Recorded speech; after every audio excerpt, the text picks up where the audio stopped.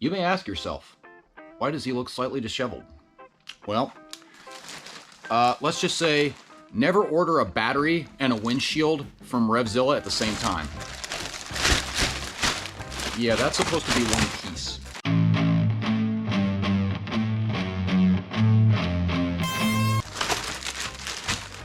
Hi y'all, I'm Chase. This behind me is my 2021 Harley-Davidson Pan America, and it was time for a new battery. Yeah, they don't last very long, and at least the originals. So I thought about getting a couple different kinds of batteries, and it came down to keeping my warranty intact.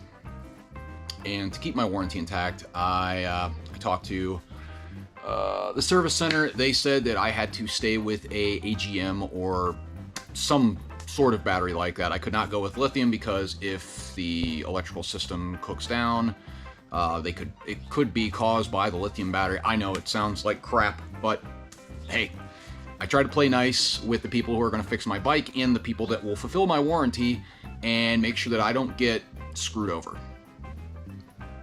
So I decided to go with a Drag Specialties battery, the premium model. This is there a part number on this somewhere? Oh yeah, it's the GYZ16HL. Now, this is what was said that will fit. I'm going to actually pull my old battery out, and we'll compare them to make sure they're the same size. They look to be, but they might not be. I'm not going to do an total install video because I'm just not good at that kind of thing. And I do a lot of cursing when stuff doesn't work out. And let's just say it rarely ever works out for me. Nothing ever comes apart easy, and I just end up cursing a lot, so no one wants to see that. Right now I have the battery on the tender already. That's why this is easy to pick up.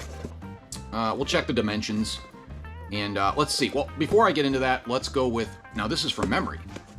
The original battery in the Pan Am is 12 volts, 12 amp hours, and 225 cold cranking amps.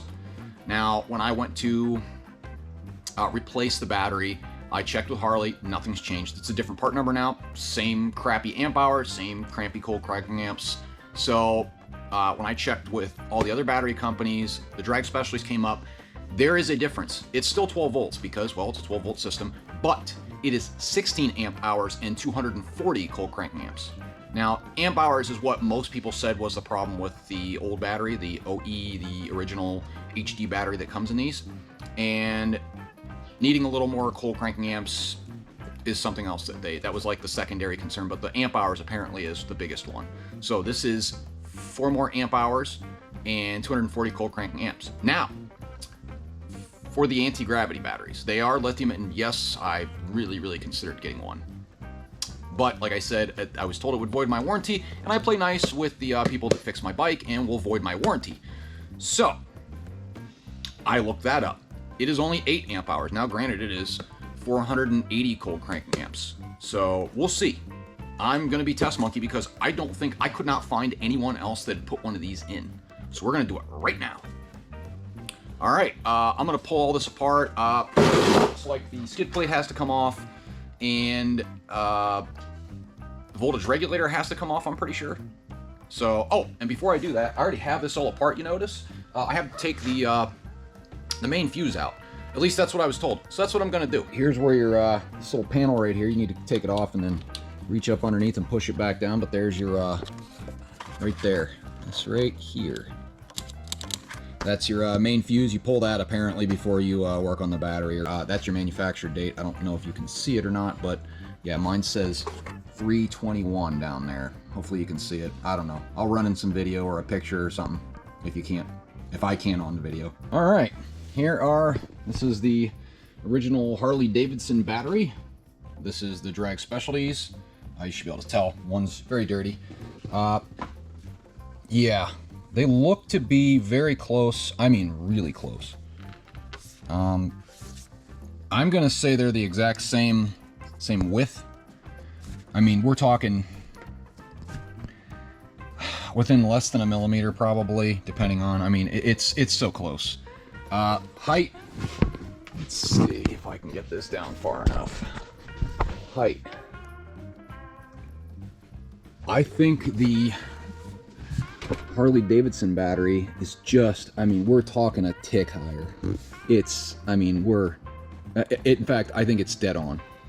It's dead on. It's dead on for height. Now, it looks like the posts are a hair lower.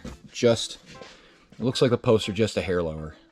I mean, we're talking the smallest amount. So, I guess that's not bad. It looks like it's going to fit. So, like I said, this is 12 amp hours, 225 cold cranking amps. This is 240, and this is 16 amp hours. So, you're getting more. It's still an AGM, and it looks like it's going to fit. I'll report back. After I get the battery in and I get the posts on, we'll see if that was true. This is what it looks like when it's all torn apart. Yeah, it kind of sucks. I mean, you got to do a lot to get to it, but, I mean, the battery came out easy enough. It was a bolt up here, a bolt down here, and then this kind of swings over. And the voltage regulator, I had to take off the starter cable right here, this one. This is the negative side right here. Positive side is actually on the voltage regulator assembly. I don't know, but that's it.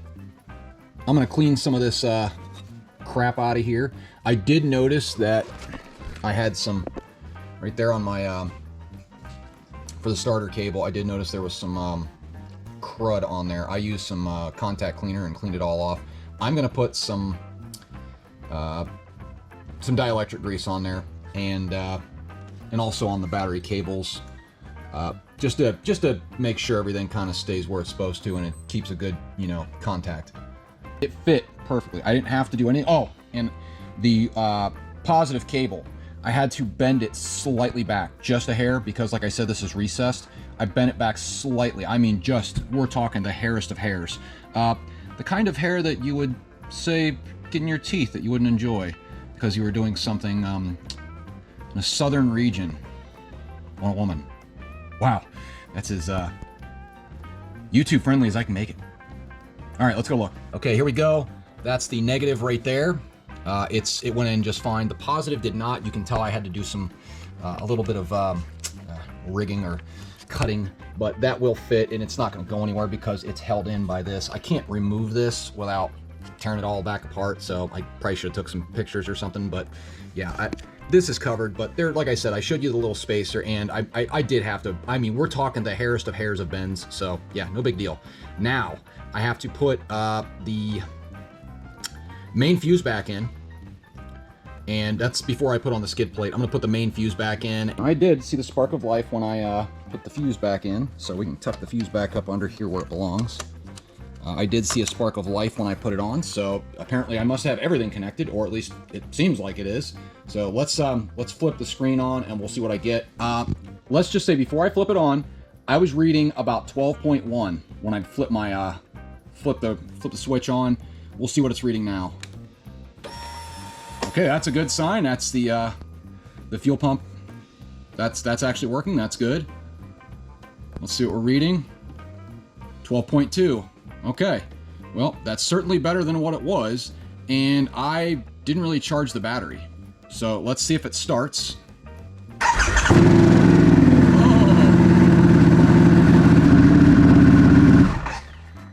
A little loud in my my garage, but yeah. So that was reading at 12.9 when it went off. So yeah, it seems like it's going to charge just fine. All right, I'm no worse for wear. You can see it started up just fine, and it was charging. I mean, look how fast it charged. It was already gaining points. It was already gaining just by running for that little short amount of time. The other battery, if I started it and then ran it and then turned it back off, it would have said it was like 12 volts. It was like it wasn't charging very well. I'm thinking the battery was on its way out. Like I said, I had a morning where I went out to start it after staying overnight, and it registered at only 11.9. Last time it did that, that was when I had to take it back to the dealer, and the dealer had to put a new battery into it. So I'm guessing that was it. So we're gonna see. I guess I'm the test monkey for Drag Specialties for their battery. This isn't a hard job. It wasn't a hard install or anything like that. I mean, I'm an idiot, so I can do it. Most people probably can. I guess that's it. We'll see how it works out. Let me know what you guys have done in the comments, if you've swapped to a different battery, what battery you swapped to, why, all that stuff. Also, like and subscribe, click that ding to be notified of any new videos I'm coming out with. And, bye y'all.